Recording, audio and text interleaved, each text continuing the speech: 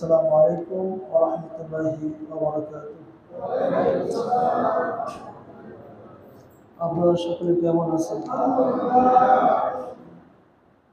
যে মহিয়ান বলিয়ান আমাদের মহান স্রষ্টা পালনকর্তা রিজিকদাতা, যিনি আমাদেরকে তার পবিত্র মাসে, তার স্পেশাল মাস মুহররম মাস, এই মাসে জুমার দিনে তার এই দাসত্ব করার জন্য, তার এই মহান হুকুম জুমার নামাজ আদায় করার জন্য আমাদেরকে তার ঘরে এনেছেন।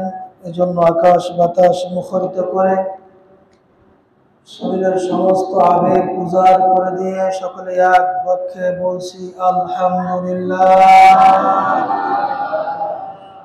তার সঙ্গে স্মরণ করছি একাই নাম তাজদারি মদিনা মোহাম্মদ মুজতফা মোহাম্মদ মুস্তফা, আমাদের কলিজের টুকরা নবী, দিনের নবী, যিনি দিনের জন্য নিজের জীবনকে উৎসর্গ করে দিয়েছিলেন, নিজের শরীর থেকে রক্ত ঝরাইয়াছিলেন। সেই রক্ত এখনো তায়েফের ময়দানে আছে না নাই?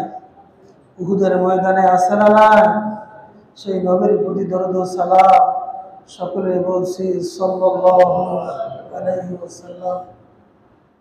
যেই নবীর রক্ত এই জমিনের মধ্যে লেগে আছে, নবীর দিনের জন্য, ইসলামের জন্য যদি তার দন্দন মোবারক শহীদ করে দিতে হয়, দিনের জন্য যদি নবীজিকে, যার গায়ে মশা মাছি পড়া হারাম ছিল, তেনাকে যদি তীর নিক্ষেপ করা হয়, তীরের আঘাতে শরীর জর্জরিত হয়ে যায়, যেই নবী, যেনাকে, যার প্রতি দরুদ ও সালাম পাঠ না করলে তাদেরকে আল্লাহ রাব্বুল আলামিন ধ্বংস করে দেয়, যে নবীর প্রতি নিজেই আল্লাহ দরুদ পড়েন, ফেরেশতারা পড়েন, কুল কায়নাত পড়েন, সেই নবীর শরীর থেকে ক্ষত ক্ষত দাগ দেখা যায়। ক্ষত ক্ষত দাগ দেখে মা আম্মা জান আয়েশা সিদ্দিকা রাদিয়াল্লাহু তাআলা আনহা বলেন, হুজুর, এই দাগগুলো কিসের? আল্লাহ রাসূল বলেন, আয়েশা রে, ওই দাগগুলো হলো দ্বীনকে প্রতিষ্ঠিত করার জন্য, ইসলামকে প্রতিষ্ঠিত করার জন্য তায়েফের ময়দানে যুবকদের এবং কাফেরদের পাথরের আঘাতের দাগ। আল্লাহু আকবার বলেন। কিয়ামতের ময়দানে আমি ওই দাগের ওসিলা করে আল্লাহর কাছে আরজি পেশ করব, আল্লাহ, আমার গুনাহগার উম্মতেরা যদি নাজাত না পায়, জাহান্নামের ফয়সালা হয়ে যায়, ওই তায়েফের ময়দানের পাথরের আঘাতের বিনিময়ে আল্লাহ তুমি আমার উম্মতিদেরকে মাফ করে দাও। সম্মানিত মুসল্লি ভাইয়েরা, সেই নবীর উম্মত আমরা, বলেন তো দেখি, যেই নবী এত কষ্ট করলেন দিনের জন্য, আমাদের কষ্ট হবে কি হবে না? যাকে মেনে নিতে না পারবে, নিজের উপর মেনে নিতে না পারবে যে আমি শুধু নামাজ পড়বো, হজ করবো, যাকাত দিব, 5 ওয়াক্ত নামাজ জামাতের সহিত আদায় করবো, তাহাজ্জুদ গুজারি হয়ে যাব, জিকির আজকার করব, দিনের জন্য, কোরআনের জন্য মাঠে ময়দানে জীবন উৎসর্গ করে দিব না, শরীর থেকে রক্ত ঝরাবো না, সে মুমিন নয়, সে ফাসিক, সে ফাসিক, সে ফাসিক। বলেন, কে বলেছে? আমি নয়, আল্লাহর হাবিব বলেন। আবু দাউদ শরীফের মধ্যে হাদিসটি এসেছে যে যদি কেউ মুমিন দাবি করে, অবশ্যই তার দিলের মধ্যে তামান্না, আশা, আকাঙ্ক্ষা রাখতে হবে যে আল্লাহ তুমি আমাকে শাহাদাতি মওত দিও। সুবহানাল্লাহ বলেন। যার দিলের মধ্যে, অন্তরের মধ্যে, তাকওয়ার মধ্যে শাহাদাতের তামান্না থাকবে না, সে কখনো মুমিন হতে পারে না। সে যখন মারা যাবে, কুফরি অবস্থায় মারা যাবে। নাউজুবিল্লাহ বলেন। এজন্য আল্লাহ রাব্বুল আলামিন আমাদের সকলের দিলের মধ্যে শাহাদাতের তামান্না জারি রাখুক, সকলে বলি আমিন। সম্মানিত ভাইরা, গত বুধবার রাতে আমি কথা রেখে দিয়েছিলাম যে মিশরে ছিল কে? স্মরণ আছে ভাই? যদি আমরা শুধু কথা এদিক দিয়ে সরিয়ে এদিক দিয়ে বাইর করে দেই, কোনো লাভ হবে না। আমি 6টা দেশেরও নাম বলেছিলাম। এই নামগুলো, এই 6টি দেশের নাম মনে রাখতে হবে। আর ইসলামের মধ্যে মুসলমানেরা এক ছিল, জামাতবদ্ধ ছিল, একতা ছিল, এই মুসলমানের একতা নষ্ট করলো কে? এই জিনিসটা আমাদের জানার দরকার আছে না ভাই? এই মুসলমানদের একতা তারা কিভাবে নষ্ট করছে? তারা চিন্তা করলো যে মুসলমানের একতা অস্ত্র বড়াই দিয়ে কখনো তাদের সঙ্গে পারা যাবে না, কারণ মুসলমানদের সঙ্গে 313 জনের সঙ্গে 1000 পারে না। সুবহানাল্লাহ বলেন। বদরের যুদ্ধের মধ্যে 313 আর কাফেরদের 1000 পারছে। বিজয় দিয়েছেন কে? আল্লাহ। আবার তারা চিন্তা করলো না, অস্ত্র দিয়ে তাদের সঙ্গে পারা যাবে না, মুসলমানেরা 60 জন আর কাফেরেরা 60,000, তারপরও তাদের সঙ্গে পারে না। আল্লাহু আকবার। তাহলে কি করতে হবে? বুদ্ধিমত্তা দিয়ে তাদেরকে পৃথক করতে হবে। কে করবে বুদ্ধিমত্তা? আল্লাহর নবী যখন মক্কা থেকে মদিনায় আসবে তার আগে মদিনায় ইহুদিদের একটা বিশাল মাদ্রাসা বলেন অথবা কোরআন রিসার্চ ফাউন্ডেশন বলেন, এখানে গবেষণা হতো ইহুদিদের। নবীজি যখন মদিনায় আসলেন তখন ইহুদিদের সঙ্গে আল্লাহর রাসূল সন্ধি করলেন যে তোমরা যখন বিপদ আপদে পড়বা তখন আমরা অংশগ্রহণ করব, এগিয়ে আসবো, আর আমরা যখন মুসলমানেরা বিপদে পড়বো তোমরা আমাদের দিকে এগিয়ে আসবে। সন্ধি হয়ে গেল।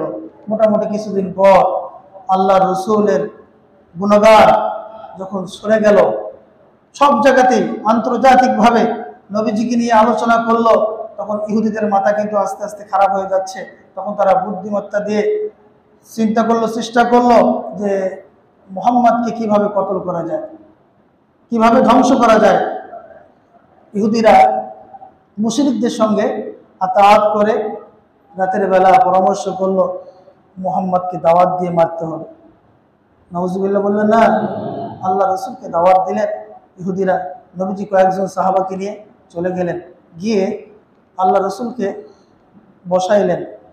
বসাইয়া ইহুদিরা বলল, হুজুর আপনার সঙ্গে আমাদের কিছু পার্সোনাল কথা আছে, কিন্তু সাহাবারা এখানে থাকতে পারবেন, এককভাবে আমরা বলবো। আল্লাহ নবী বললেন ঠিক আছে, বলো সাহাবারা তোমরা একটু দূরে চলে যাও। সাহাবাদের মনে কৌতূহল সৃষ্টি হয়ে গেল যে কি ব্যাপার, আমাদেরকে সরাই দিয়ে নবীজিকে এককভাবে বলবে, অবশ্যই কিছু কারণ আছে। নবীজিকে বসাইলেন, পিছনে একটা দেওয়াল ছিল।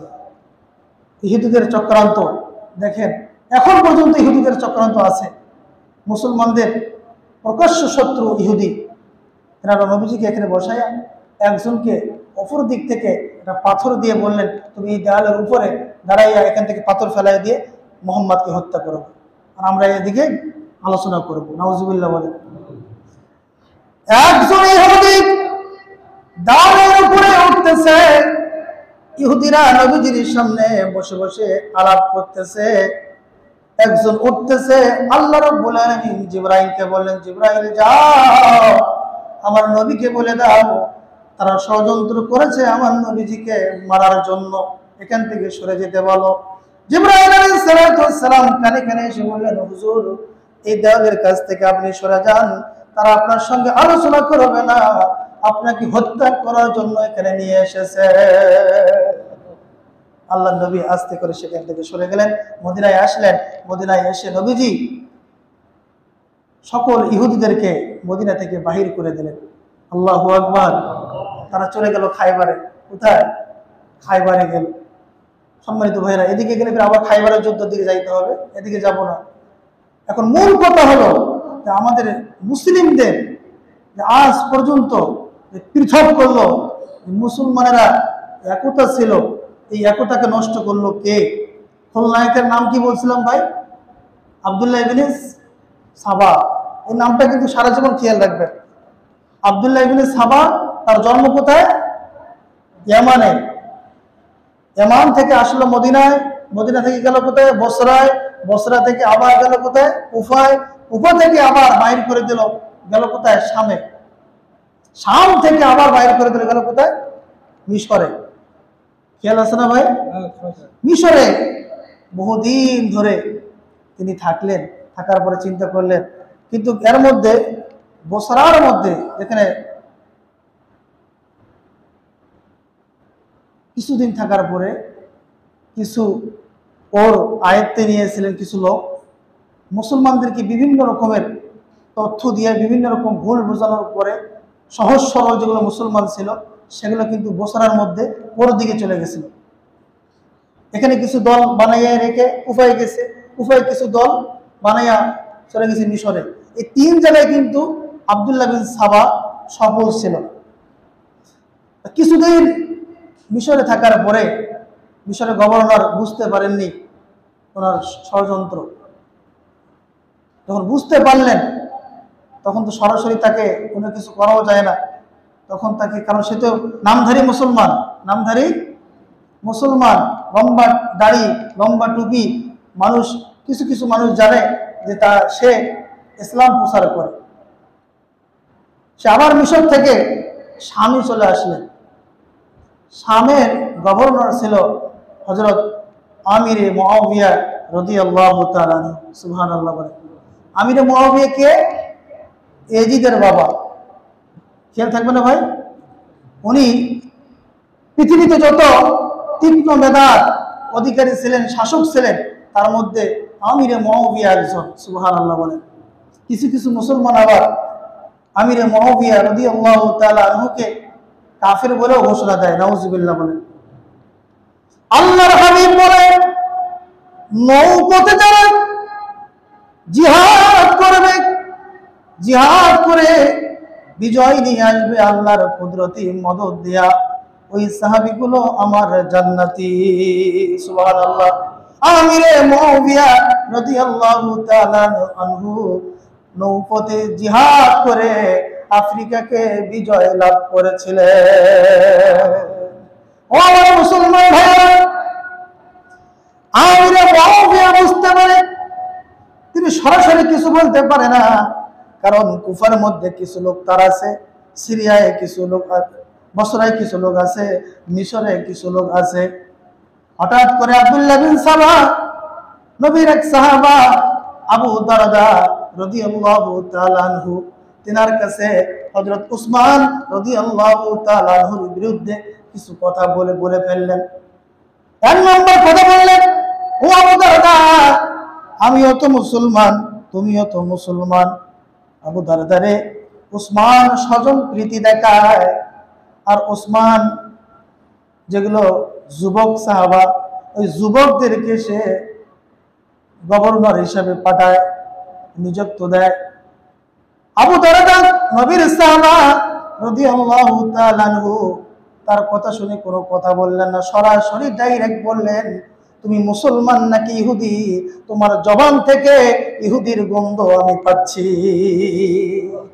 একটু আল্লাহু আকবার বলতে পারলেন না? আবু দারদা খুব বিচক্ষণ লোক। তিনি বুঝতে পারলেন যে তার ইসলাম প্রচারটা এটা নামধারী, কিন্তু ও ইহুদিদের দালাল।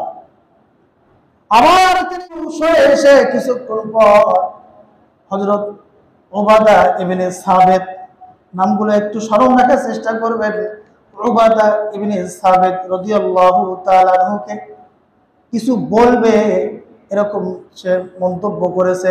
বলার আগেই নবীর সাহাবা উবাদা ইবনে সাবিত আব্দুল্লাহ বিন সাবার হাত ধরে আমিরে মুআবিয়ার কাছে নিয়ে গেছে। কারণ শামের গভর্নর ছিল আমিরে মুআবিয়া রাদিয়াল্লাহু তাআলা আনহু। তিনি আব্দুল্লাহ বিন সাবার হাত ধরে বললেন, সরাসরি তোমাকে যদি আমি কিছু করি তখন তোমার দলের লোকগুলো বিভিন্ন রকমের চক্রান্ত করবে, এজন্য আমি নির্দেশ করলাম শাম থেকে তুমি বাহিরে চলে যাও। আল্লাহু আকবার। তিনি তখন শাম থেকে আবার মিশরে গেলেন। দেখবেন মুহররম মাস আসলে পরে যত রকমের বিদআতি জিনিসগুলো ওই মিশর থেকে শুরু হয়েছে। কোথা থেকে শুরু হয়েছে? মিশর থেকে। ওই মিশরে কিছু নাম ধরে মুসলমান নিয়া তিনি ডাইরেক্ট চলে আসলেন কুফায়। কুফায় আবার যে দল ছিল এই দল সঙ্গে করে নিলেন। আবার কুফা থেকে গেলেন বসরায়, বসরায় এই দলগুলো সঙ্গে করে নিয়া 3 জায়গার লোক নিয়ে আসে সরাসরি মদিনায় রওনা করে। কোথায়? মদিনায়। গভর্নর, রাষ্ট্রনায়ক, খলিফাকে হযরত ওসমান। ভাই একটু খেয়াল রাখতে হবে, নাহলে আমার এই চিল্লাচিল্লি করা বেকার হবে। হ্যাঁ না একটু বলবেন, যদি আপনারা না বোঝেন তাহলে আমি এতক্ষণ কথা বলে কি লাভ করলাম। যেমন অনেকজন মাসালা আমরা জানি, এটা সবাই জানি, কিন্তু স্মরণ করে দেয়। যখন আমরা দোয়া করি নামাজের পরে অথবা এককভাবেও দোয়া করি, তখন এই 2টা পা এরকম করে ফেলায় দিয়ে কেন করতেছে, আমার দিকে তাকায় করি না ভাই এরকম? বলেন তো আল্লাহর কি ঠেকা পড়ে গেছে? যেমন আমাদের দেশের সরকার শেখ হাসিনা, ওনার দরবারে গিয়ে, ওনার রুমের মধ্যে গিয়ে আমি যদি সেরকম এভাবে বসে ওনার কাছে কোনো কিছু চাই, বলেন তো উনি আমাকে আদবই বলবে না বেআদব বলবে? অনেক জিনিসের, কিছু কিছু জিনিসের বিষয় আছে যে আদবের কারণে মানুষের দয়া হয়, হয় কি হয় না? আদবের কারণে আল্লাহ পাকেরও দয়া হয়।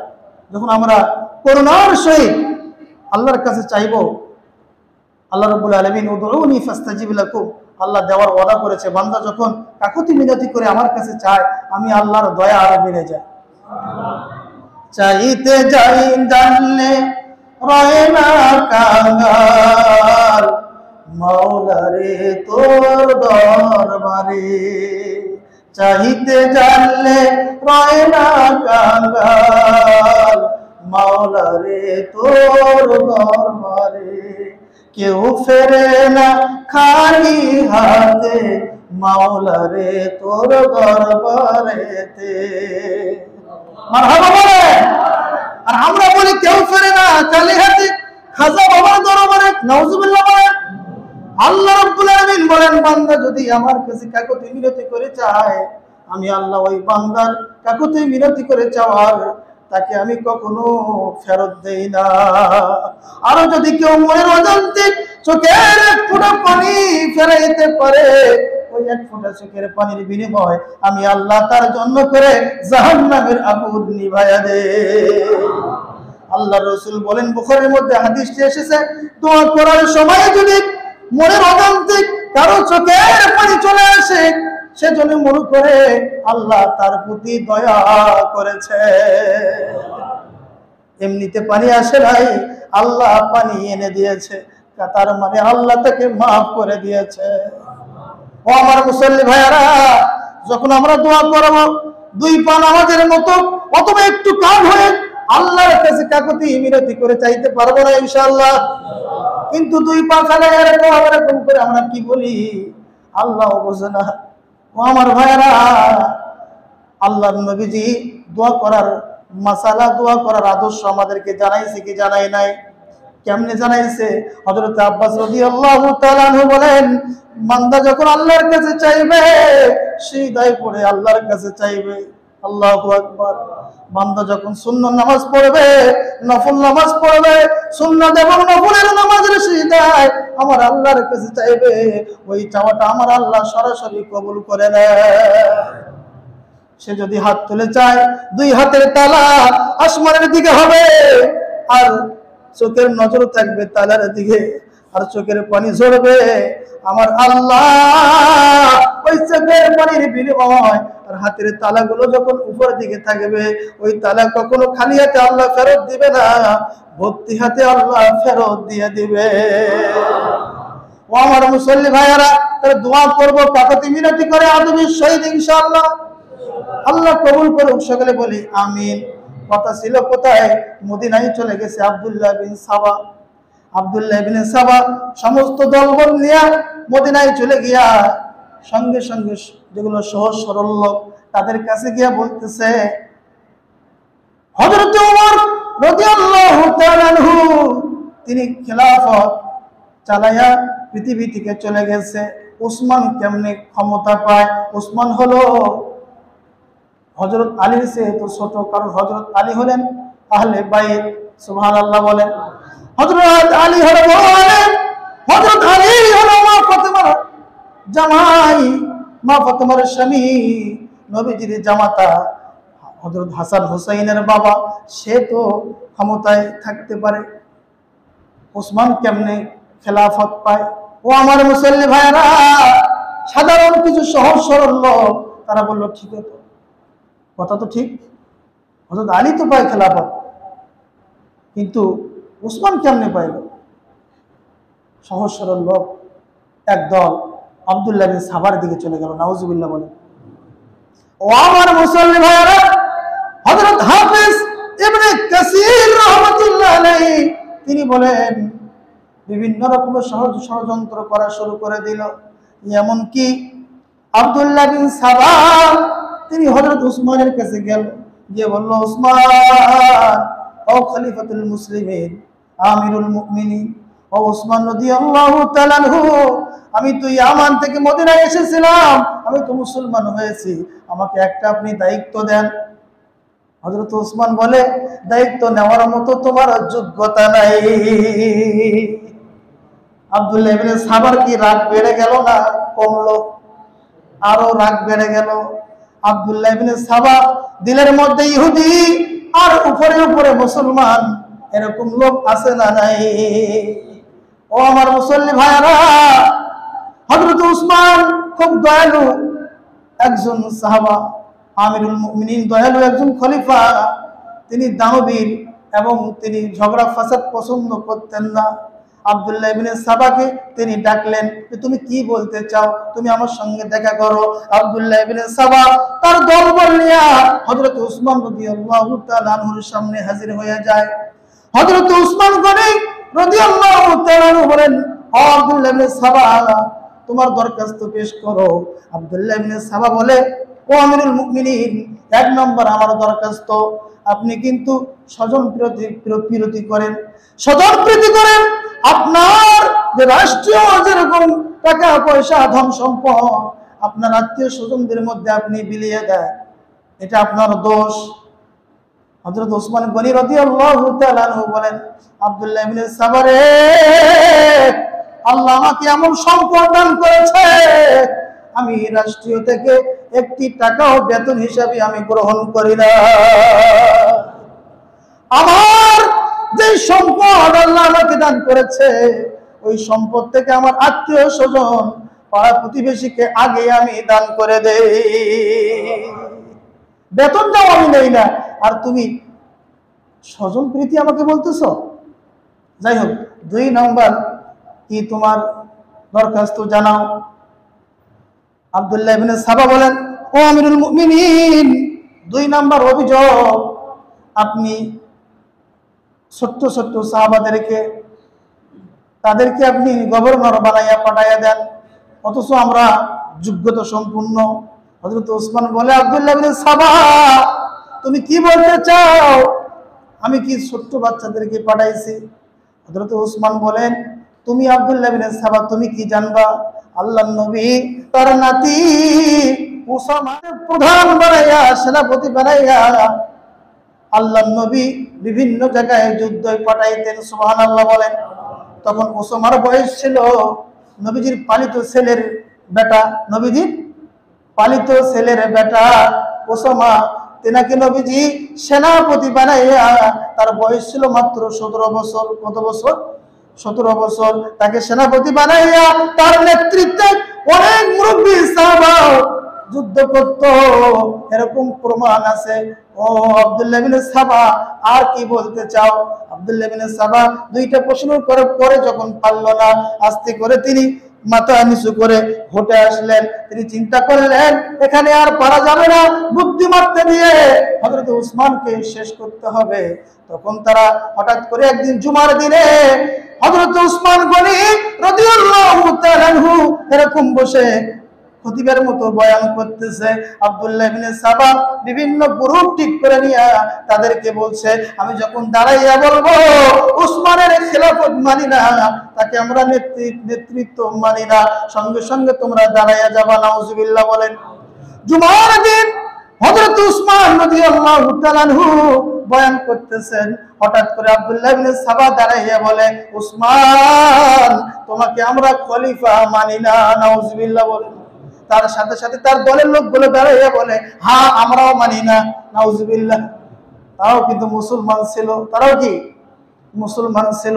ও আমার মুসলমান ভাইরা, আল্লাহর নবীর সাহাবা জিন্নুরাইন, যার সঙ্গে নবীজি 2টি কন্যার বিবাহ দিয়েছিলেন, 2টা নূরের অধিকারী, আল্লাহর নবীর সাহাবা আমিরুল মুমিনিন হযরত উসমান মাথা নিচু করে বাসার দিকে চলে গেলেন।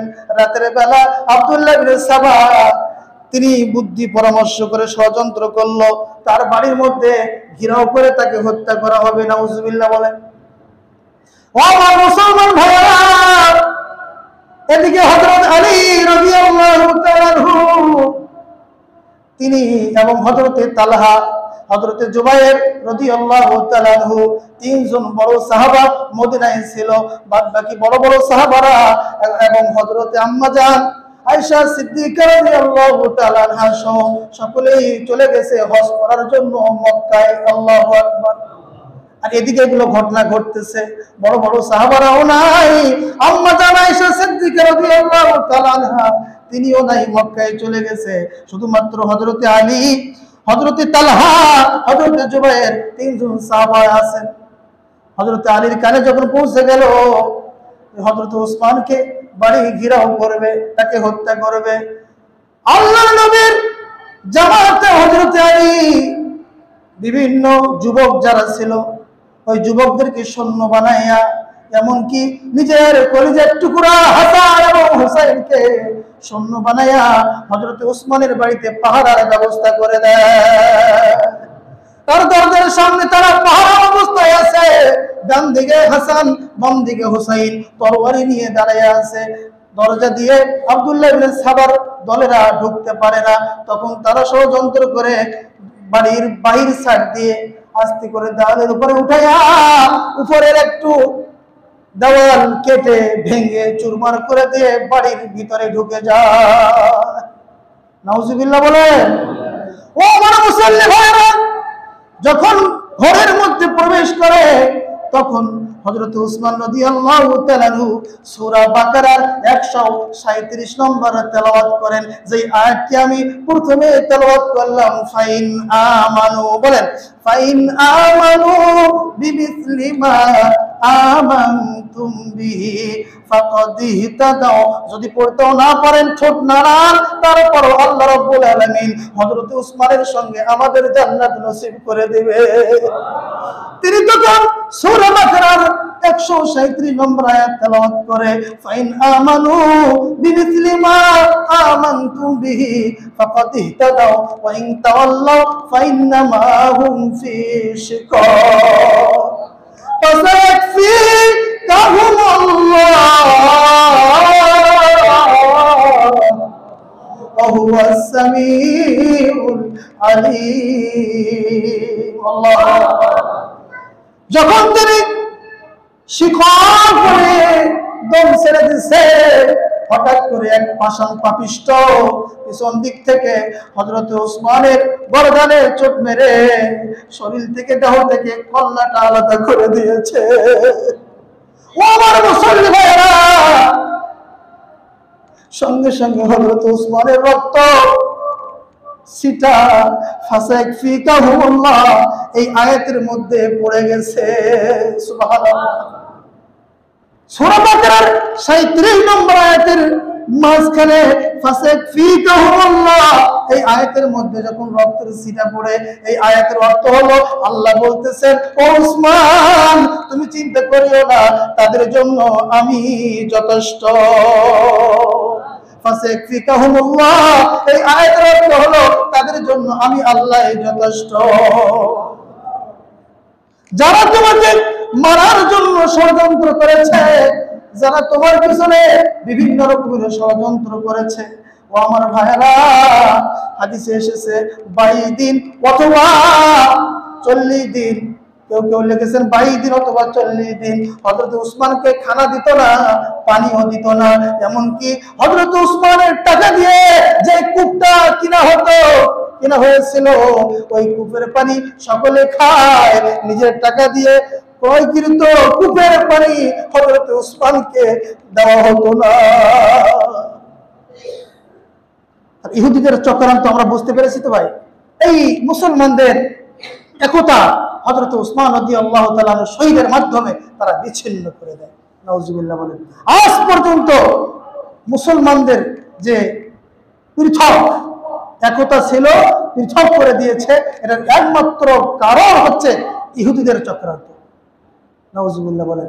এজন্য আল্লাহ বলছেন, ইহুদা ওয়ান নাসারা, ইহুদি নাসারারা কখনো তোমাদের বন্ধু হতে পারে না, তোমরা তাদেরকে বয়কট করো। নাউজুবিল্লাহ বলেন।